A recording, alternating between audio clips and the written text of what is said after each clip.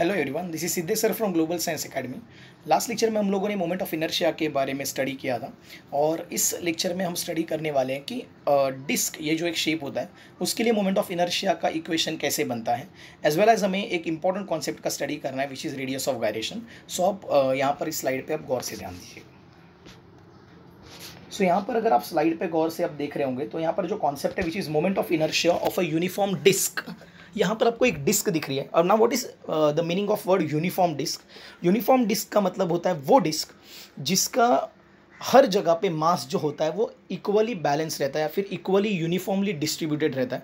अगर आप किसी भी छोटा सा एरिया या फिर छोटा सा वॉल्यूम अगर आप उस डिस्क का लो और उसका मास अगर आप गिनते हो और उसी तरीके का सेम वॉल्यूम या सेम एरिया का अगर आप डिस्क उठाते हो दूसरा उसी का टुकड़ा, तो हर एक ऐसे टुकड़ों का जो मास रहेगा वो सेम ही रहेगा। मतलब कहीं पर भी आपको ऐसा नहीं दिखेगा कि ये एरिया जितना है उतना ही अगर दूसरा एरिया मैंने निकाला तो उसका मास अलग होगा, ऐसा कभी नहीं होगा। हर एक छोटे छोटे एरिया का मास जो रहेगा वो सेम रहेगा। ऐसे डिस्क को बोला जाता है यूनिफॉर्म डिस्क। यूनिफॉर्म डिस्क में एक कॉन्सेप्ट होती है जिसे बोला जाता है एज उसका थिकनेस हर जगह पे सेम है। सो यहाँ पर एक कॉन्सेप्ट हम लेते हैं विच इज़ जो यहाँ पर आपको दिख रहा है सामने की तरफ, मैं आपको बताऊंगा, पे अटेंशन। वो जो कॉन्सेप्ट है which is sigma mass divided by area, इसी को बोला जाता है surface density. So that is called as surface density. Surface density जैसे आपको वॉल्यूमेट्रिक डेंसिटी मालूम है जिसे हम बोलते थे, जिसे हम बोलते हैं रो, वो तो आपको मालूम है, that is mass upon volume. तो वैसे हम यहाँ पर वॉल्यूम नहीं लेते बिकॉज हमें सिर्फ एरिया से अभी लेना देना है। सो हम वॉल्यूम नहीं लेंगे, हम एरिया लेंगे और उसे हम बोलेंगे मास अपॉन एरिया और उस कॉन्सेप्ट को बोलेंगे सरफेस डेंसिटी, जिसका जो सिंबल है वो रहेगा sigma. So sigma is equal to mass upon area. जैसे कि आप जानते हो जो डिस्क है वो सर्कल शेप का होता है, इसलिए उसका एरिया कंप्लीटली हम लेंगे pi are square. So complete mass of the disc is capital M and pi are square will be the area. So total surface density will be mass divided by pi are square. अब अगर हम disc का moment of inertia लेने जाएं, सो ये concept भी बहुत simple है। डिस्क का मोमेंट ऑफ इनर्शिया लेते वक्त आपको सामने यहाँ पर अब एक डिस्क दिख रही होगी जो इस तरीके से यहाँ पर है, ठीक है। This is the complete disc. अब उसका जो रेडियस है वो कैपिटल आर है, जैसे कि आप देख पा रहे हो डायग्राम में। हम क्या करेंगे, इस बड़े से डिस्क का एक छोटा सा हिस्सा लेंगे जिसे हम बोलेंगे एलिमेंटल रिंग, एक छोटा सा एलिमेंट लेंगे। अब ऐसा हम कब करते हैं, स्टूडेंट्स जान गए होंगे कि ऐसा ऐसा हम तब करते हैं जब हमें आगे इंटीग्रेशन करना हो, क्योंकि हम छोटे से रिंग से शुरू करते हैं और उसको इंटीग्रेट करते करते लेके जाते हैं तो हमें पूरा का पूरा डिस्क का आंसर मिल जाता है। सो एलिमेंटल रिंग जो है उसका अगर आप रेडियस यहाँ पर देख पा रहे होंगे तो वो जो रेडियस है वो है आर, है ना, और उसका जो थिकनेस है वो है डी आर। मतलब वो ज़्यादा थिक नहीं लिया हमने बिकॉज वो छोटा सा हिस्सा लिया है। सो उसका इनर रेडियस है आर, उसका थिकनेस है डी आर और उसे हम इंटीग्रेट करते जाएंगे और रेडियस का जो लिमिट रिंग लेंगे हम वो लेंगे 0 से लेके कैपिटल आर। मतलब हमारा जो लिमिट रहेगा वो 0 रेडियस से लेके कंप्लीट रेडियस तक हम उसे क्या करेंगे, इंटीग्रेट करेंगे। अगर यही लॉजिक इसके अंदर है, सो अब आपको ध्यान देना पड़ेगा यहाँ पर moment of inertia of a disc. अब हम इसको डिराइव कर रहे हैं। अगर आप छोटा सा वो जो छोटी सी एलिमेंटल रिंग है अगर आप उसका एरिया देखने जाओ तो उसका एरिया आपको मिलेगा 2 pi are into D R. जैसे कि आप यहाँ पर देख पा रहे हो कि इसका जो एरिया है वो यहाँ पर दिया गया है, A is equal to 2 pi R D R. 2 pi R D R क्यों, बिकॉज जब भी हम कोई छोटी सी एलिमेंटल रिंग लेते हैं लाइक दिस, पे अटेंशन, अगर ये ऐसी कोई छोटी सी एलिमेंटल रिंग है तो उसका inner circumference 2 pi into small r और उसका आगे का थिकनेस से अगर आप मल्टीप्लाई कर देते हो डी आर तो आपको उसका छोटा सा एरिया जो है वो मिल जाता है। इसीलिए स्मॉल एलिमेंटल एरिया का जो या फिर रिंग का जो एरिया होगा that will be A is equal to 2 pi R D r. तो सिग्मा जो रहेगा मतलब सरफेस डेंसिटी, उसका फॉर्मूला होगा d m divide by 2 pi R D r, जहाँ पर 2 पाई आर डी आर है एलिमेंटल रिंग का एरिया और डी एम है एलिमेंटल रिंग का मास। कंप्लीट मास तो कंप्लीट रिंग जो डिस्क है उसका मास जो रहेगा वो तो कैपिटल एम है, लेकिन वो जो छोटी सी रिंग है एलिमेंटल रिंग, क्योंकि आपको मालूम है अगर आप ऐसा हिस्सा लेते हो ऐसा तो ये तो रिंग होगा। सो वो एलिमेंटल रिंग है उसका मास रहेगा डीएम और उसका एरिया है 2 pi R D R. Hence यहाँ पर सरफेस डेंसिटी का फॉर्मूला हो जाएगा DM divide by 2 pi R D R. Hence what is DM now, अगर आप चाहते हो कि डीएम का इक्वेशन हम निकालें, सो डीएम भी आप बड़े आसानी से निकाल सकते हो। डीएम जो मिलेगा आपको यहाँ से वो मिलेगा आपको d m is equal to sigma into 2 pi R D r, जो कि नीचे इक्वेशन के अंदर दिया हुआ है, करेक्ट। सो अगर हम अब आगे बढ़ते हैं यहाँ पर इक्वेशन में, और सो इंटीग्रेशन करना है हमें, बिकॉज मोमेंट ऑफ इनर्शिया का फॉर्मूला हमने स्टडी किया था। अगर हमको इस छोटे से एलिमेंटल रिंग का अगर मोमेंट ऑफ इनर्शिया लेना है तो मोमेंट ऑफ इनर्शिया का तो जनरली फॉर्मूला होता है मास लो और उसको डिस्टेंस जो है आपके एक्सिस ऑफ रोटेशन का वहाँ का स्क्वायर से मल्टीप्लाई कर दो। सो मोमेंट ऑफ इनर्शिया जैसे हमने लास्ट लेक्चर में स्टडी किया था, it is nothing but moment of inertia is mass into square of the perpendicular distance, so dm into are square. But dm हमने ऑलरेडी, ये जो dm है वो ऑलरेडी यहाँ से लिया हुआ है। सो इसीलिए हमारा जो इक्वेशन बनेगा वो यहाँ पर आप नीचे गौर से देख पा रहे होंगे, that it is I is equal to integration of ring का moment of inertia 0 to capital R।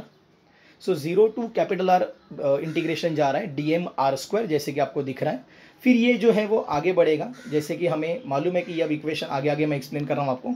dm are square है, बट dm जो है वो ऊपर से हमें इक्वेशन था 2 pi sigma r dr into are square. So 2 pi जो कि कांस्टेंट है, सिग्मा जो कि सरफेस चार्ज डेंसिटी है, सॉरी सरफेस डेंसिटी है, इसलिए वो भी कांस्टेंट है। तो 2 पाई और सिग्मा ये सब कुछ बाहर आएगा और इक्वेशन में बचेगा इंटीग्रेशन r क्यूब dr, जैसे कि आपको दिख रहा है। अब इंटीग्रेशन r क्यूब dr, इसके बारे में अगर आपको मैं समझाऊं, सो हम लोगों ने इंटीग्रेशन में इक्वेशन स्टडी किया था कुछ इस तरीके से, integration of x raise to n dx is equal to x raise to n plus 1 divide by n plus 1। ये इंटीग्रेशन में हमने स्टडी किया है। सेम लॉजिक यहाँ पर जाएगा अब, और यहाँ पर जो लॉजिक बनेगा वो बनेगा integration r cube dr is r raise to 3 plus 1 divide by 3 plus 1, मतलब r raise to 4 divide by 4। So ये इक्वेशन बनेगा। अब अगर आप बॉटम में देख पा रहे होंगे सो आपको उस इक्वेशन का क्लियर कॉन्सेप्ट यहाँ पर समझ में आएगा। सो वो जो 2 पाई सिग्मा है वो वैसा ही रहेगा, r raise to 4 divide by 4 जो कि आपको दिख रहा है। अब हम 2 पाई सिग्मा, जैसे कि हमें पता है ये जो ऊपर इक्वेशन है sigma is equal to m divide by pi are square, वो इक्वेशन हम यहाँ पर ले लेंगे। So m divide by pi are square into r raise to 4 by 4 सब कैंसल आउट होके एंड में आपको इक्वेशन मिलेगा half mr square. In short final equation आपको मिल गया है दैट डिस्क का जो मोमेंट ऑफ इनर्शिया होता है वो होता है I for disc is equal to m r square divide by 2 या फिर हाफ एम आर स्क्वायर। ये पूरा का पूरा जो डेरिवेशन है आपके टेक्स्ट बुक में है ऑलरेडी, मैंने भी आपको यहाँ पर समझा दिया है कि डिस्क का moment of inertia m r square by 2 कैसे होता है। अब हम आगे बढ़ेंगे और उस कॉन्सेप्ट पे जाएंगे जो कि सर्कुलर रोटेशनल मोशन की इंपॉर्टेंट कॉन्सेप्ट मानी जाती है, radius of gyration. What is radius of gyration?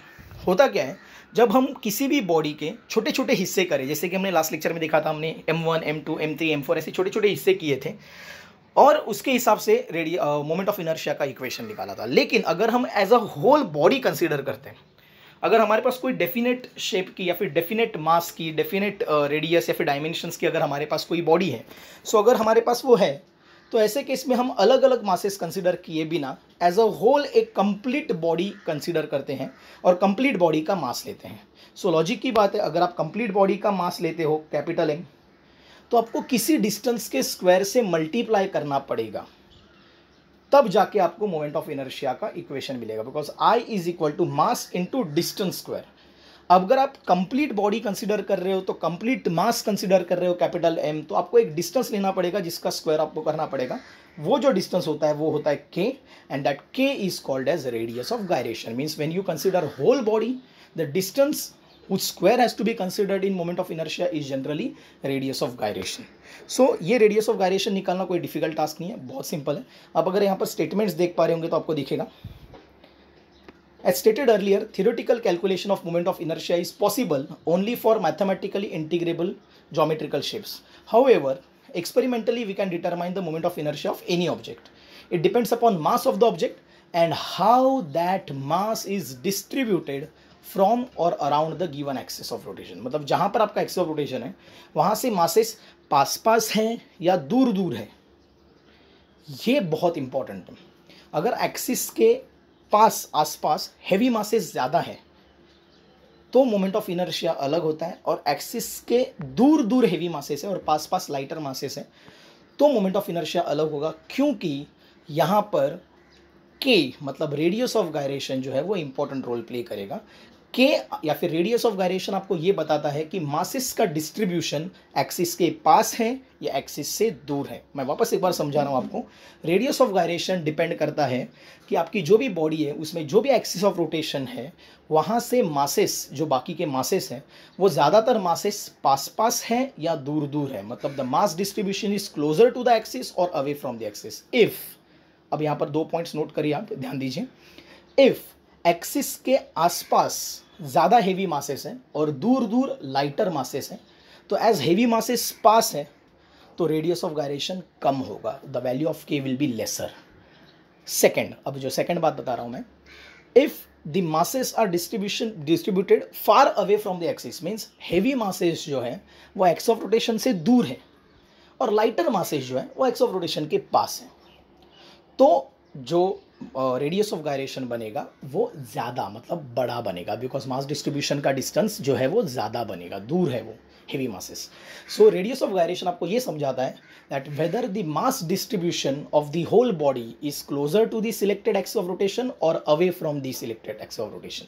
सो उसके हिसाब से रेडियस ऑफ गायरेशन की ये कॉन्सेप्ट बनती है। और ये हम छोटे छोटे मासेस के लिए नहीं ले सकते, हमको ये as a whole body consider करना पड़ता है, जिसके वजह से मोमेंट ऑफ इनर्शिया का जो इक्वेशन बनता है that becomes I is equal to mk²। So यहाँ पर अब कुछ स्टेटमेंट्स लिखे गए हैं जिसको मैं समझाता हूँ। यहाँ से अगर हम देखें, if we are interested in knowing only the mass distribution around the axis of rotation, we can express moment of inertia of any object as I is equal to mk², where m is mass of the object. It means that the mass of that object is effectively at a distance k from the given axis of rotation। तो हम ऐसा मान के चलते कि जो overall मास k distance पे है। In this case, k is defined as the radius of gyration of the object about the given axis of rotation. In other words, if k is radius of gyration for an object, I is equal to mk² is the moment of inertia of that object. Larger the value of k, further is the mass of the axis। यही मैंने बोला था आपको कि k का value ज़्यादा है मतलब एक्सिस से मासेस फार्दर, मतलब दूर है, वही k का वैल्यू कम है मतलब एक्सिस से जो मासेस का डिस्टेंस है वो नज़दीक है। यही मैंने आपको समझाया था, जो कि यहाँ पर भी बताया गया। अब अगर आप गौर से ध्यान देते हो, यहाँ पर कुछ स्टेटमेंट्स मैंने लिखे हुए हैं जो ऊपर इंपॉर्टेंट है। ये पहला स्टेटमेंट, ये दूसरा और ये तीसरा, उसके ऊपर आप ध्यान दीजिए। First statement, for bodies with different shapes moment of inertia is expressed in terms of mass and single distance square, that distance is called as radius of gyration. Second equation जो स्टेटमेंट है वो है, radius of gyration denotes the distribution of the masses from the axis of rotation. If majority masses are close to the axis then K is small, and if the majority masses are far from the axis, far away from the axis, then k is large. So moment of inertia तो हमने study किया था, ये radius of gyration एक पूरे body के लिए आता है। अगर आपके आसपास अगर आप देख पा रहे होंगे तो कोई रेक्टेंगुलर सरफेस होगा या फिर कोई स्क्वायर सरफेस होगा, कोई डिस्क जैसी कुछ चीज़ आपके आसपास दिख रही होगी। सो उसमें ये रेडियस ऑफ गायरेशन का कॉन्सेप्ट ईजिली हम समझ सकते हैं कि मास तो उसका जो भी होगा, बट अगर हम कोई एक एक्सिस कंसिडर करें उसमें, तो मासेस ज़्यादातर एक्सिस के पास है, एक्सिस के दूर है, इसके ऊपर सब कुछ डिपेंड करता है। So this concept is radius of gyration. इसके बारे में हम और डिटेल में अब स्टडी करेंगे। आपके सामने यहाँ पर अब एक बोर्ड है जिसके ऊपर रेडियस ऑफ गायरेशन लिखा गया है। अगर आप गौर से इस डायग्राम की तरफ अब देखते हो तो ये डायग्राम आपको ये समझाएगा यहाँ पर कि ये जो है पहले डायग्राम में ये जो है that is a ring, correct, और ये जो दूसरा डायग्राम है उसके अंदर ये जो यहाँ पर है वो है एक डिस्क। हमने जितने मास का रिंग लिया है उतने ही मास का डिस्क लिया है। तो आप देख पा रहे होंगे रिंग 5 kg का है, ring with mass 5 kg and radius r, और नीचे लिखा हुआ है disc with mass 5 kg and radius r। अब अगर इमेजिन करते हैं रिंग भी 5 किलो का है, रेडियस उसका r है, डिस्क जो कि एक कॉम्पैक्ट सरफेस होता है उसका भी मास 5 kg है और रेडियस r है। सो रिंग का जो मोमेंट ऑफ इनर्शिया होगा वो ज़्यादा होगा। क्यों? क्योंकि उसके जो भी जितने भी हेवी मासेस हैं, जितना भी, वो सारा का सारा पेरीफेरी पे है रिंग में। लेकिन डिस्क में ऐसा नहीं है, पेरीफेरी पे भी है, सेंटर के आसपास भी है, इधर उधर भी है। सो इन केस ऑफ अगर हम रिंग की बात करें, सो जो मासेस हैं जितने भी है 5 के 5 किलो जो मासेस हैं वो सारे के सारे सबसे दूर फैले हुए हैं। अगर आप देख पा रहे हो ये सबसे दूर यहाँ पर है, सीधा यहाँ पर है, यहाँ पर है, पेरीफेरी के ऊपर है। बट अगर हम डिस्क की बात करें तो ऐसा नहीं है। वही मास जो 5 किलो का है वो सिर्फ पेरीफेरी पे नहीं है, एक्सिस ऑफ रोटेशन के आसपास भी आपको दिखेगा, जैसे कि पेरीफेरी पे लेकिन इधर भी है, यहाँ पर भी है, यहाँ पर भी है, तो वो 5 किलो हर जगह पे फैला हुआ है। इसका क्लियरली मतलब है दैट, जैसे कि मैंने रेडियस ऑफ गायरेशन में आपको समझाया था कि जितना मासेस दूर रहेगा उतना ही रेडियस ऑफ गायरेशन ज़्यादा रहेगा। रिंग के केस में सारे मासेस दूर ही हैं, इसीलिए रिंग का जो रेडियस ऑफ गायरेशन है वो ज़्यादा है। वही डिस्क में कुछ मासेस दूर है लेकिन कुछ मासेस तो एक्सिस के पास भी है, इसलिए मास डिस्ट्रीब्यूशन थोड़ा सा रिंग के मुकाबले क्लोज आ जाता है। इसीलिए यहाँ पर जो कॉन्सेप्ट है वो इस तरीके से हो जाती है, एज यहाँ पर आप देख पा रहे हो, as major masses in ring are far distributed than disc, hence k ring is more than k disc.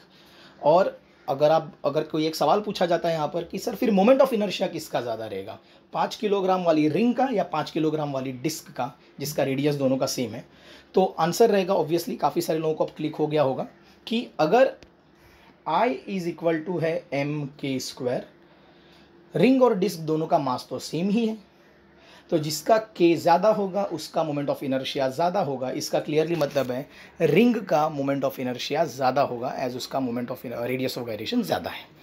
अगर हम एक दूसरा एग्जांपल देखते हैं यहाँ पर, जिससे भी बहुत अच्छे से क्लियर हो जाता है।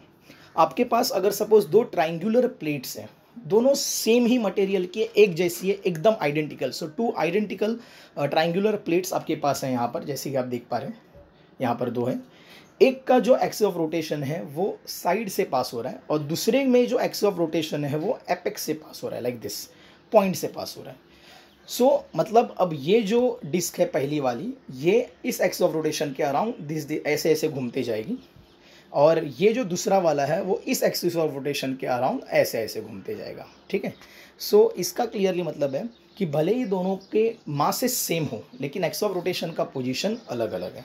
अब अगर हम देखते हैं कि दोनों केसेस में किसका रेडियस ऑफ गायरेशन ज़्यादा है, सो सिंपल सी बात है, अगर आप गौर से देखो फर्स्ट केस ये जो है, इसके अंदर जो एक्सिस ऑफ रोटेशन है यहाँ पर, ज़्यादातर हेवी मासेस जो है वो एक्सिस के पास ही है और एक्सिस से दूर पॉइंट या फिर ऐसे छोटे छोटे मासेस हैं, लेकिन जो हेवी मासेस है वो एक्सिस के पास है।